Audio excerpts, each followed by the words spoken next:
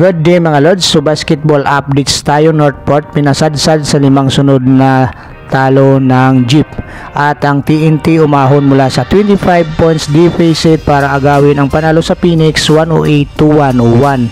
At sa MPBL naman, Jeremy Mahinay ng Negros pinatawan ng 100,000 na multa at indefinite ban ng MPBL. Ito ngayon mga lods ang pag-uusapan natin sa video natin ito.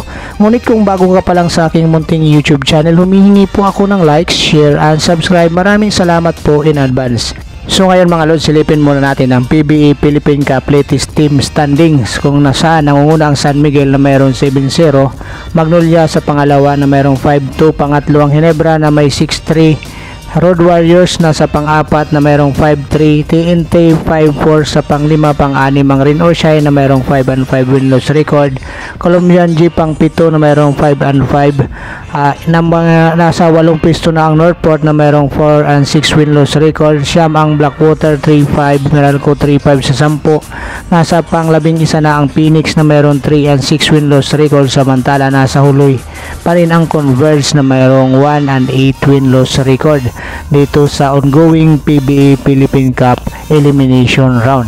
So ayon naman dito sa report ng Spin.ph ni Sir Ruben Terrado, TNT Trupang Giga ay umakyat mula sa 23 na kalamangan ng Phoenix para makuha nga ang panalo sa score na 108-101. So hindi nga naging madali ang laban ng TNT Trupang Giga kontra sa Phoenix Super LPG, kung ang panalo ng TNT Trupang Giga ay masasabi nga nila nga ito yung masarap na panalo nila dahil pinaghirapan nga nilang akyatin ang pinakamataas na bundok bago makuha nila, umalasap nila itong kanilang tagumpay kontra nga dito sa Phoenix Super LPG. Sa katunayan nga mga lods, maganda nga ang naging panimula ng opensiba nitong Phoenix Super LPG, kaya nakapag-establish nga sila dito ng 23 points na kalamangan sa TNT Trupang Giga dito sa first quarter.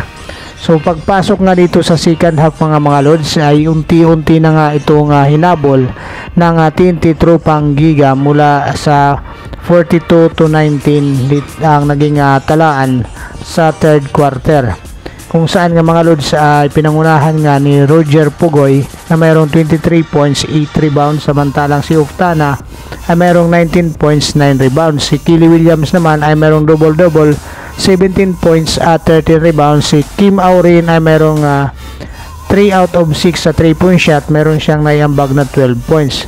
So nasayang din naman ang naging ambag nitong si Jason Perkins dahil nakalasap nga ulit sila ng pagkatalo, kung saan itong si Jason Perkins ay umiscore ng 26 points at si Alejandro naman ay mayroong 16 points. So sa katunayan nga mga lods ay combined 36 points ang nagawa ng apat na player ng TNT Trupang Giga para pulbusin nga ang kalamangan nitong Phoenix Super LPG.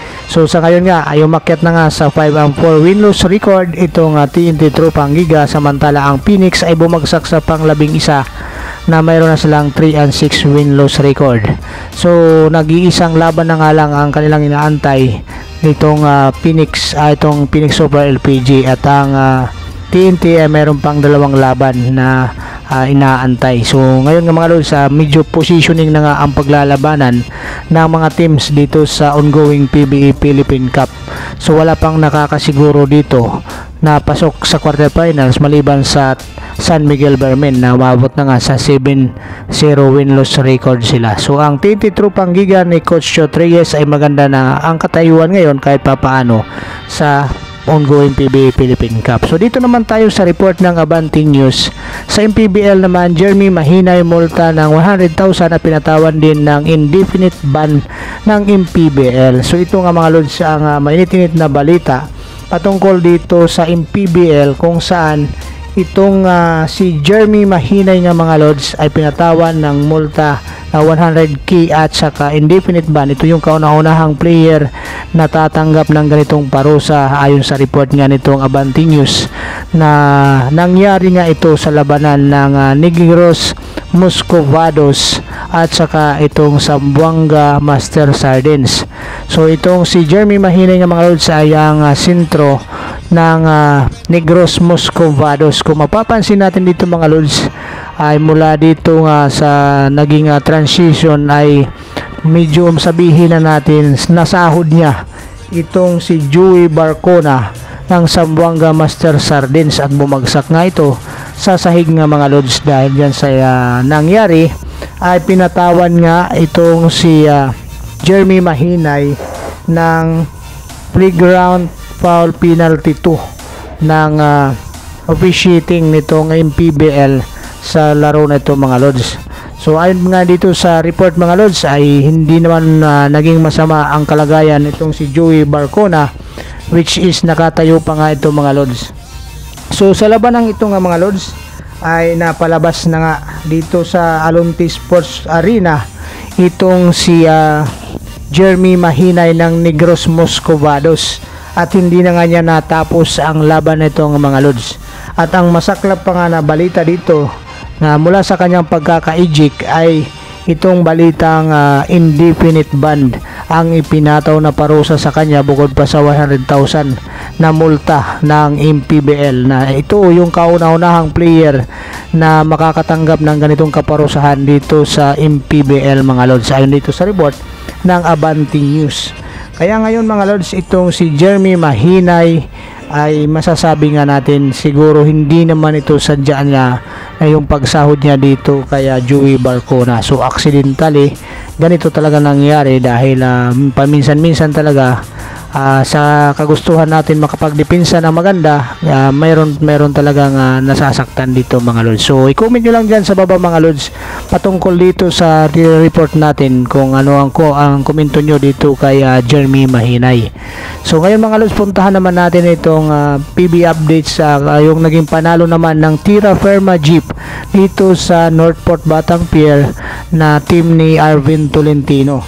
So alam natin mga lods, sa laban ng Tira Firma Jeep at Northport Batang Pier ay napakahalaga nga ito para sa bawat kupunan, lalong-lalo na dito sa Northport Batang Pier na sumadsad na nga sila sa 5 sunod na pagkatalo mula sa maganda nilang panimula dito sa ongoing PBA Philippine Cup.